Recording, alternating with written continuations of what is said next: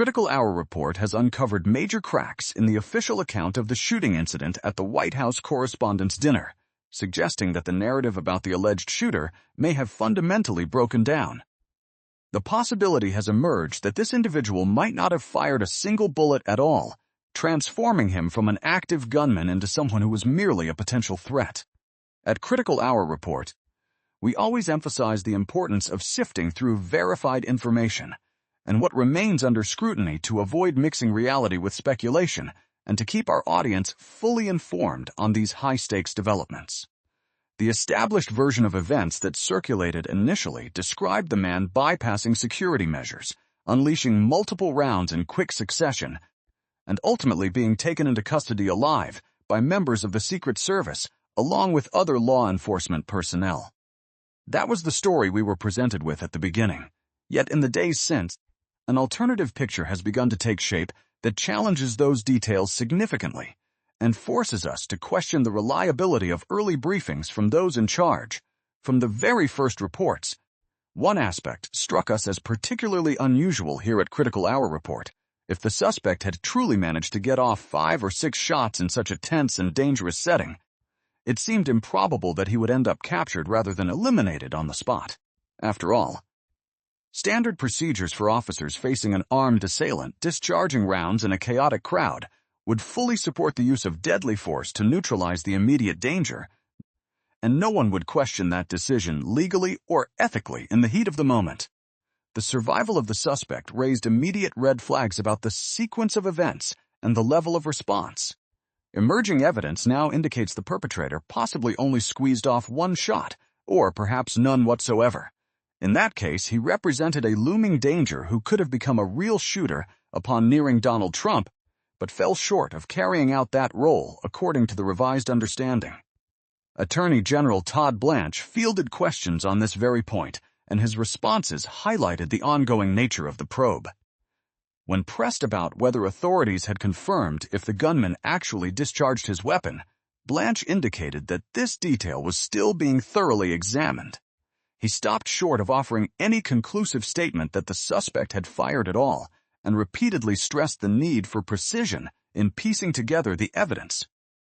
Further inquiries touched on the precise number of shots from the gunman, if any, and crucially, which projectile had struck the injured agent. Blanche stressed the need to get every element accurate, noting that investigators were actively reviewing all available data with great care. He mentioned that it seemed law enforcement officers were responsible for firing approximately 5 rounds in the exchange. All evidence continues to undergo meticulous and swift forensic analysis, with more details expected in the near future as experts finalize their work. While acknowledging the complaint's assertion that the defendant did fire from his shotgun, Blanche deferred deeper discussion on ballistics, explaining that experts were still finalizing their assessments. This careful approach is prudent, yet it leaves room for significant questions about the full chain of events, adding to the intrigue. Reports indicate that no spent casings linked to any shots from the suspect's weapon have been recovered at the scene. Officials downplayed this absence by suggesting that such evidence isn't always located, even though bullet casings often serve as vital forensic clues in reconstructing events and establishing who fired when. Their absence raises legitimate questions about the sequence of gunfire and whether the official early claims hold up under close examination.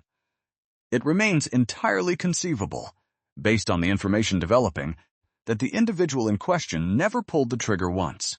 Instead, all 5 or 6 discharges originated from law enforcement responders. This raises the distinct possibility that the Secret Service agent who sustained a gunshot wound became a victim of friendly fire during the confusion. Such a revelation would fundamentally alter how we view the entire confrontation and the response that followed. Another element that initially puzzled analysts at Critical Hour report was the report of the suspect opening fire within a lobby area located on a floor separate from where Donald Trump was present. Why expend ammunition in a location so removed from the primary target? At the time, we speculated that perhaps the assailant, realizing his path was blocked and his objective out of reach, resorted to a desperate act of random violence to make some kind of statement. It felt like a forced explanation, however, one that never quite sat right with the reported facts or the suspect's apparent intent. The updated perspective aligns far more logically with the facts. If the man never actually fired, his failure to reach Trump's vicinity makes perfect sense without needing to invent motives for pointless shooting in a remote area. Prosecutors have continued to maintain that they suspect the defendant fired at least one round, though they have scaled back from the earlier claims of multiple shots. This shift potentially alters the entire framework of the case and the public perception of what unfolded that day. The scenario could involve a Secret Service officer being hit first, possibly by a colleague's round, prompting him to draw his firearm and return fire repeatedly. Such a sequence ties directly into broader debates around the notion that armed security personnel, the so-called good guys with guns, provide the ultimate safeguard. In theory, this should create a more secure, coordinated, and effective protective environment for everyone involved.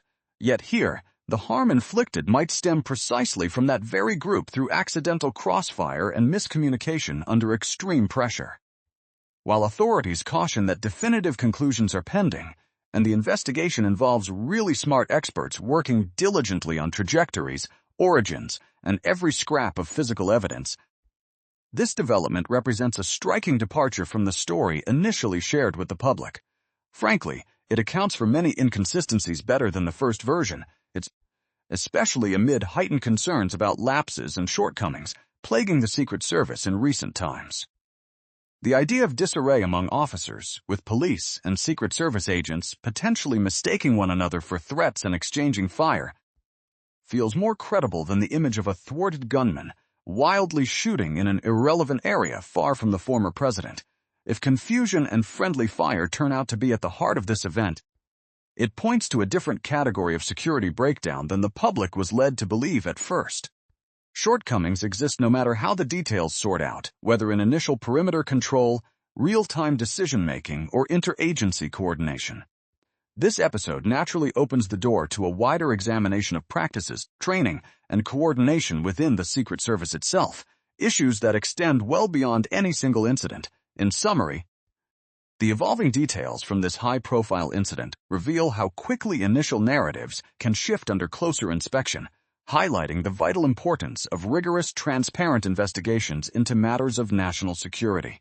As viewers and citizens, it leaves us questioning not just this specific event, but the reliability of the systems meant to protect our leaders and the truth we depend on from official sources, prompting deeper reflection on whether true safety demands more than just armed responders, but flawless execution and unwavering accountability in every critical moment.